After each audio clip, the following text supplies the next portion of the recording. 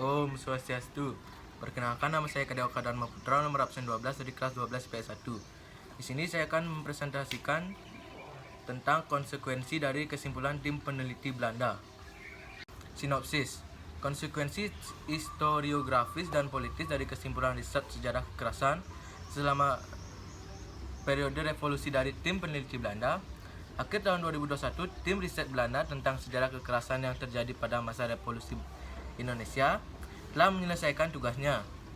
Tim yang beranggotakan para sejarawan profesional dari 4 lembaga riset di Belanda itu menghasilkan 14 buku. Buku-buku itu baru saja dirilis dan minggu ini tim peneliti mengumumkan kesimpulan peneliti itu dalam sebuah siaran pers. Sebenarnya tidak ada hal yang baru dihasilkan dari riset ini karena kesimpulan serupa sudah dikemukakan oleh para sejarawan yang telah melakukan penelitian tentang topik yang sama sebelumnya. Sekalipun demikian, kesimpulan tim Belanda ini memiliki implikasi yang berbeda karena penelitian ini merupakan status sponsors dan mengatasnamakan negara. Selama itu peneliti sebelumnya lebih bersifat individual.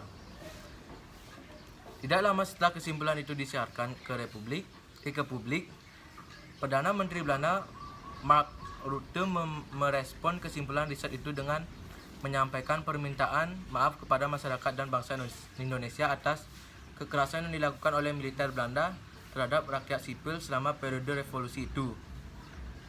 Setidaknya ada 2 konsekuensi penting bagi Indonesia atas kesimpulan tim riset Belanda itu, yaitu konsekuensi historiografis dan politis.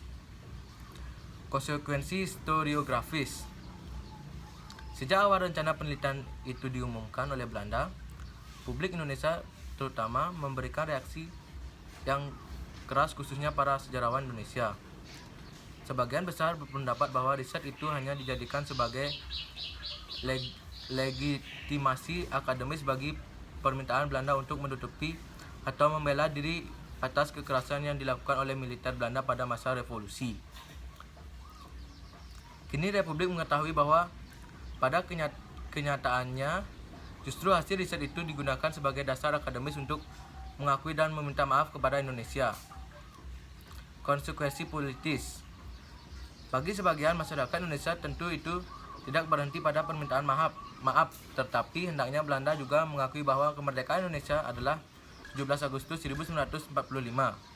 Seperti diketahui hingga saat ini, Belanda mengakui kemerdekaan Indonesia 27 Desember 1949.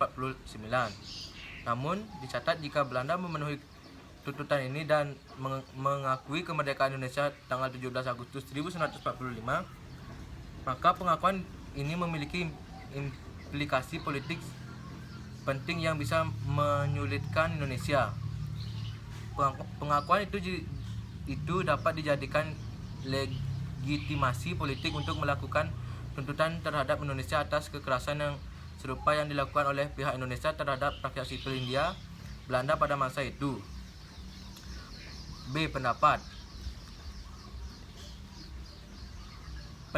Peneliti yang mengundang kontroversi di dalam masyarakat dan akademis di Belanda maupun di Indonesia ini menyimpulkan bahwa selama periode revolusi kemerdekaan yang dalam perspektif Belanda disebut sebagai periode bersiap, itu telah terjadi kekerasan masif yang dilakukan oleh militer Belanda terhadap rakyat sipil Indonesia. Kekurangan dari artikel ini menurut saya ialah membaca artikel yang terlalu panjang bisa membuat pembaca itu bosan tersendiri, makanya artikel yang penulis buat lumayan tidak panjang. Dan hikmah yang saya ambil dari artikel ini adalah bisa menambah wawasan konsekuensi dari kesimpulan tim peneliti Belanda. Sekian presentasi yang saya sampaikan. Apabila ada salah kata, mohon maaf. Saya tutup dengan para mesanti. Om Santi Santi Santi Om.